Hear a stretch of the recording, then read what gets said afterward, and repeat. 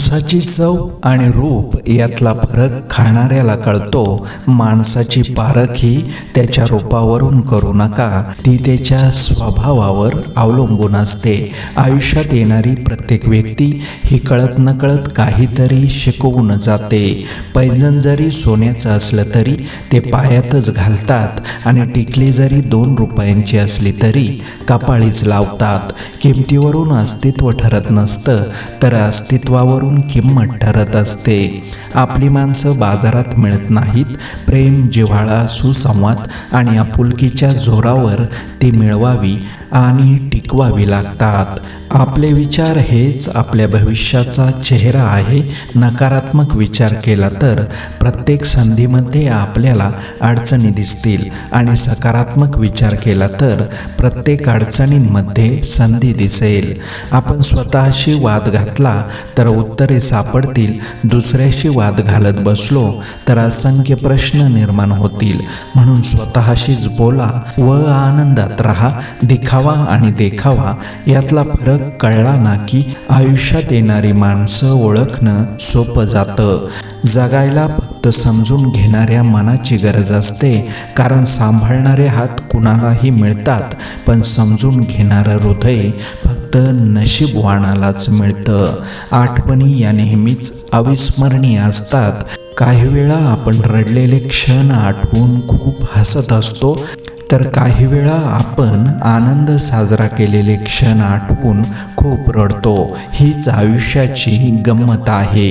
आत्मविश्वास, संयम, दातृत्व, धाडस आणि सहनशीलता या आपल्या शरीरातील अदृश्य शक्ती आहेत. त्या नेहमी जागृत ठेवल्या की आयुष्याचा प्रवास हा यशाचा राजमार्ग झाल्याशिवाय राहणार नाही. दुःख आणि त्रास या निसर्गाने निर्माण केलेल्या प्रयोगशाळा आहेत, जिथे तुमच्या क्षमतेची आणि आत्मविश्वासाची परीक्षा घेतली जाते. जो माणूस कष्टाला लाजत नाही त्याला जगात यशस्वी होण्यापासून कोणीही थांबवू शकत नाही. माझ्यामुळे तुम्ही नाही, तर तुमच्यामुळे मी आहे ही वृत्ती ठेवा. बघा किती माणसे तुमच्याशी जोडली जातात. आपलं जगणं दुसऱ्यासाठी जेवणातल्या मिठासारखं असावं. पाहिलं तर दिसत नाही, पण नसलं तर जेवणच जात नाही. साखर आणि मिठाची किंमत त्याच्या शुभ्र रंगांवरून नव्हे तर चवीवरून कळते, तर माणसाची किंमत त्याच्या गोड बोलण्यावरून नव्हे तर शुद्ध कृतीवरून कळते.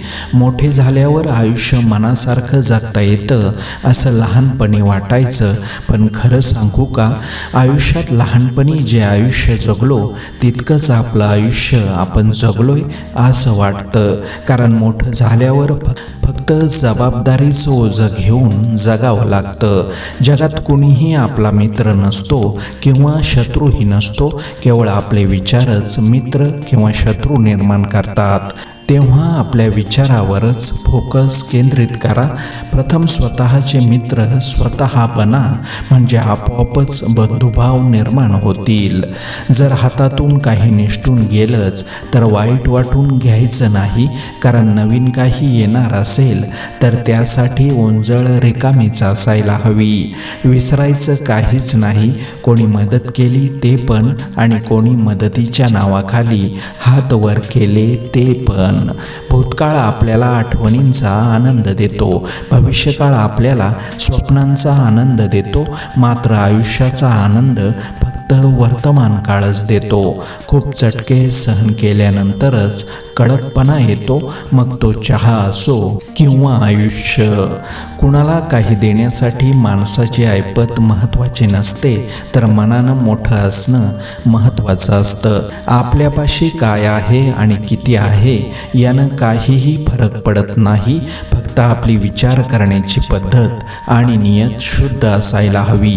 स्वतःला आपण आगपेटीची काडी बनवू नये, जी थोड्याशा घर्षणाने देखील पेटून उठेल. आपण स्वतःला शांत सरोवरासारखं बनवावं, ज्यात कोणतीही आग फेकली असता आपोआप विझून जाईल. रक्तापेक्षा अश्रू श्रेष्ठ असतात, कारण शरीराला जखम झाली तर लगेच रक्त बाहेर येतं, पण अश्रूंना बाहेर येण्यासाठी मनाला जखम व्हावी लागते. चांगल्या गोष्टी आपल्या हातून घडतात, पण त्या तेव्हाच घडतात जेव्हा आपण लाचार नसतो, मजबूर नसतो आणि स्वार्थीही नसतो. आनंद निर्माण करायला मर्यादा असू शकतात, पण आनंद उपभोगायला मर्यादा कधीच नसतात.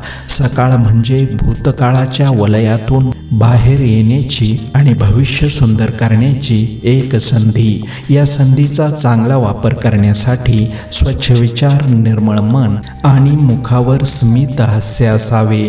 त्यामुळे स्वतःसोबत समोरच्या व्यक्तीचा दिवस देखील छान जातो. फुले असतील तर बाग सुंदर, गालातल्या गालात एक छोटंसं हसू असेल तर चेहरा सुंदर, आणि नाती मनापासून जपली तर आठवणी सुंदर.